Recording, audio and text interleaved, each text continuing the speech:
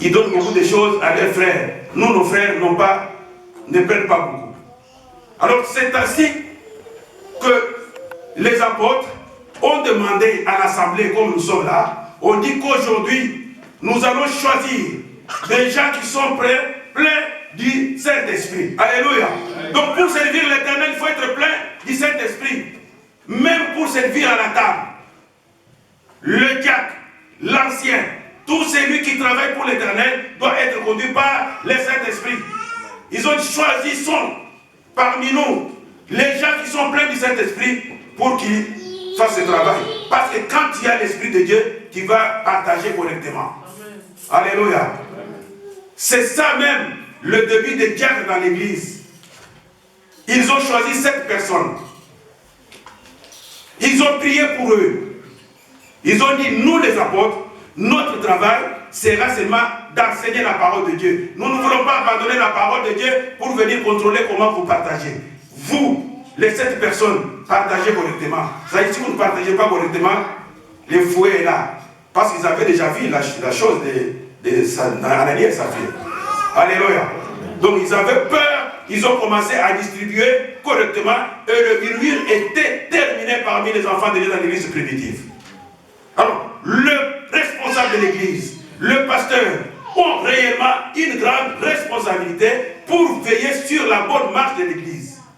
Alléluia. L'église n'est pas un lieu de groupuscule. L'église, c'est un lieu de la communauté, un lieu de l'union, un lieu où tout le monde fait la même chose parce que nous sommes une même âme et un même esprit. Alléluia. Le murmure dans une société où les travailleurs murmurent, ils ne vont pas bien travailler parce qu'ils voient que le travail ne profite qu'aux autres et ne gagnent rien. Ils vont faire tout pour que ça échoue. Alors, ils vont manquer parce que même si ça échoue, ils vont manquer quoi? Parce qu'ils n'ont rien. Alléluia. Parce qu'ils n'ont rien, alors ils vont commencer à saboter.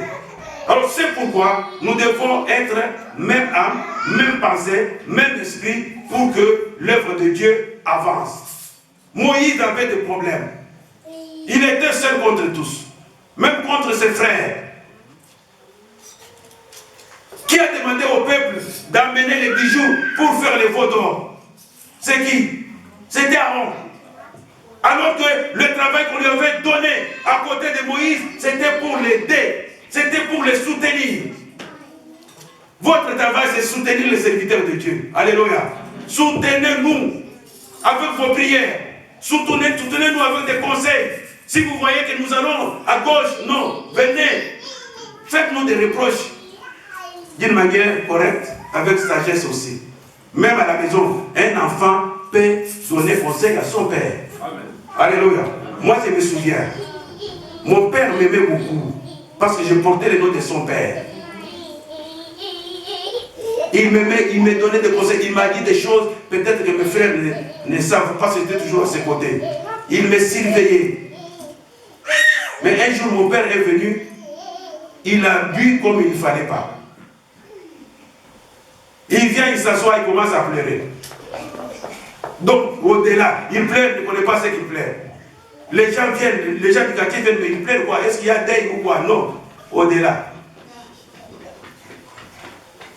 Donc, j'ai laissé, parce que ça nous a fait honte dans les quartiers, nous tous, tout le monde observe, leur papa pleure, on demande, il pleure quoi? Et non, il pleure seulement. Donc, il est qui niveau? Alors, le lendemain, je me suis approché de mon père. J'ai dit, papa, est-ce que tu connais ce qui s'est passé hier? Il dit quoi? Au ménage, aux écoles. Aux écoles là, ni. Il n'a pas eu de réponse. Moi, je dis, tu nous as fait honte. J'étais encore trop jeune. Je crois, en premier et deuxième CO. Tu nous as fait honte dans les quartiers. Parce qu'avec mon père, il parlait. Il me montrait tout. Il me montrait même ses livres de commerce. Même s'il m'a appris à faire le commerce. Alors je dis, hier, tous les quartiers étaient venus au Méli, aux autres là. Pour ça que je ne sais pas ce qui s'était passé. Je dis, des grâces. Des grâces. Et à partir de ce jour-là, il n'a plus bu, il n'a plus fait cela. Alléluia. Quand j'étais déjà parti, j'avais appris qu'il était déjà, parce qu'il était catholique, après il est devenu, c'est quelle église? L'église qui prie comme les catholiques, c'est quoi? Non. Orthodoxe. Non, non. Bon. C'est une église. Et ils prennent aussi les communions.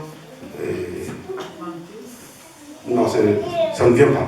Mais avant de partir, il s'est converti dans cette église-là. Et j'étais content qu'il a écouté mon conseil. Et petit, je lui ai donné mon conseil, il a écouté. Parents, écoutez aussi les enfants. Alléluia.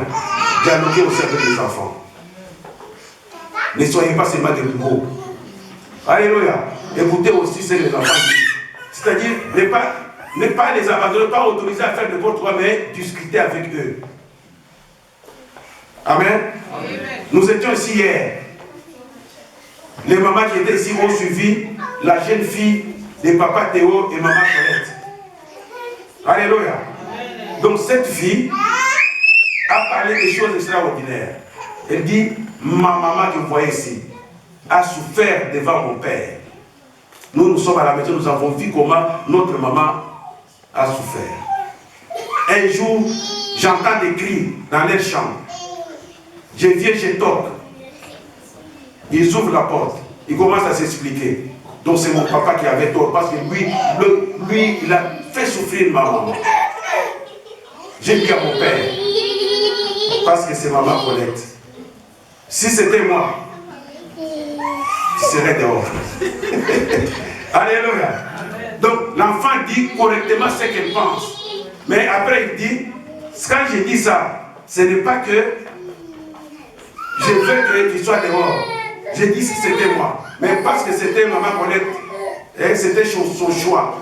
Mais si c'était moi, dehors. Donc c'est pour dire que l'enfant s'exprime. Laissons aussi à nos enfants le temps de s'exprimer. Quand ils s'expriment, c'est alors que vous leur dites non, ça c'est mauvais, ça c'est bon, voilà ce qu'il faut faire. Amen. Quand l'enfant vient, non. Quand l'enfant vient, non. Quand tu dis non, il va partir, il va trouver un autre conseil ailleurs. Amen. Alléluia.